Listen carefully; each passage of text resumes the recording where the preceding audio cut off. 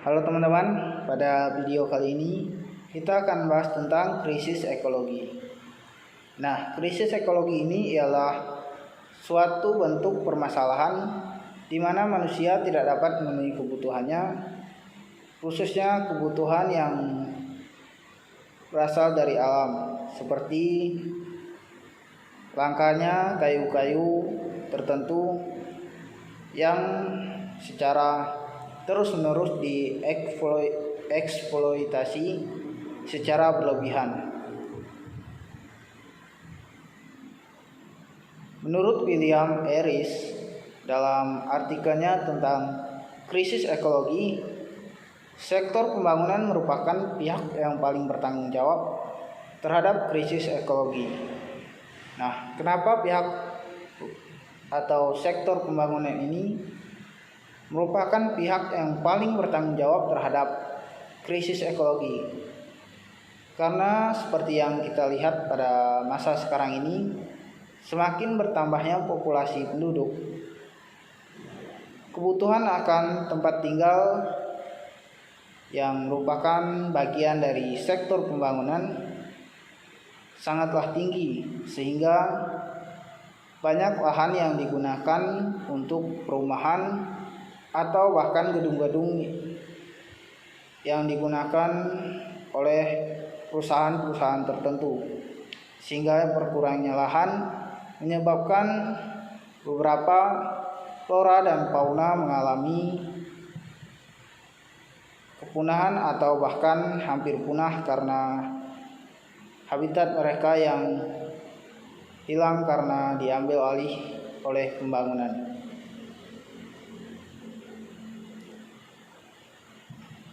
Nah, krisis ekologi ini memang tidak dapat kita rasakan pada masa sekarang ini, karena krisis ekologi ini akan dapat dirasakan lebih terasa pada masa sekitar 60 atau 70 tahun atau bahkan 100 tahun yang akan datang, yaitu pada masa di mana anak cucu kita yang akan merasakannya nanti.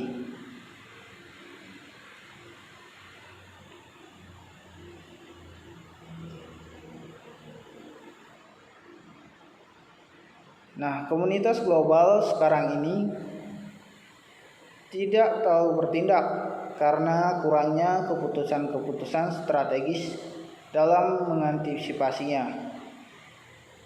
Hal yang menjadi dikritik oleh William Harris ialah mereka yang tidak mau berpikir jernih karena keserakahan atau mencari keuntungan secara singkat dengan mengeksploitasi alam secara besar-besaran tanpa memikirkan keberlangsungan pada masa yang akan datang.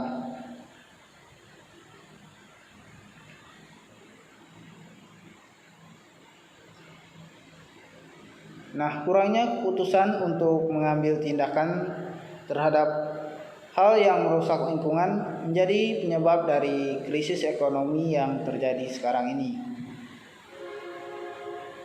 Apa yang menjadi pertanyaan dari William Harris ialah, apakah pada 100 tahun yang akan datang masih ada hutan apabila segala bentuk kegiatan yang merusak lingkungan dibiarkan saja? Perlu adanya perilaku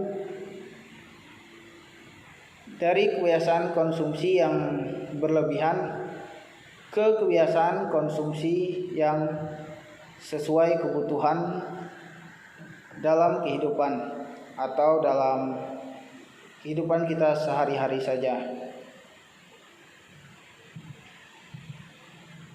Nah, menurut William, solusi yang ada sekarang ini bukanlah solusi yang sesungguhnya, karena semakin meningkatnya populasi, semakin meningkat pula kebutuhan tersebut. Misalnya kebutuhan akan mobil listrik.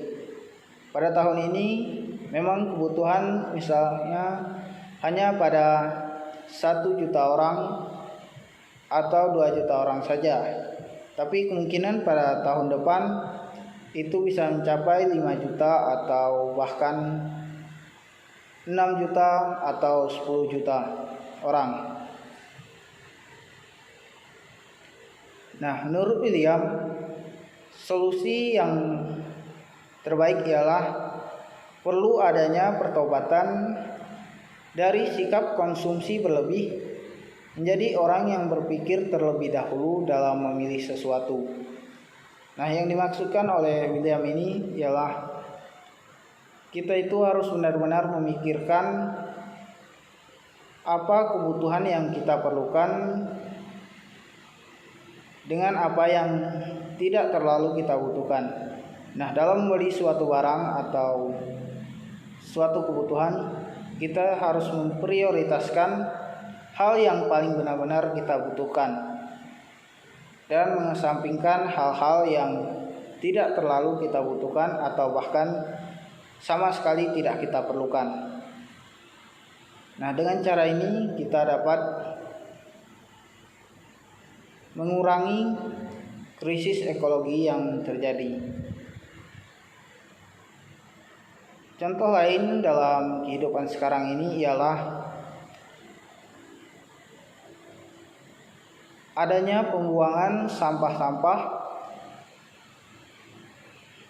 di saluran-saluran air yang terdapat pada lingkungan sekitar, sehingga hal tersebut menimbulkan bau yang kurang sedap dan lama-lama menjadi sesuatu yang sangat tidak baik atau bahkan tidak layak untuk dilihat.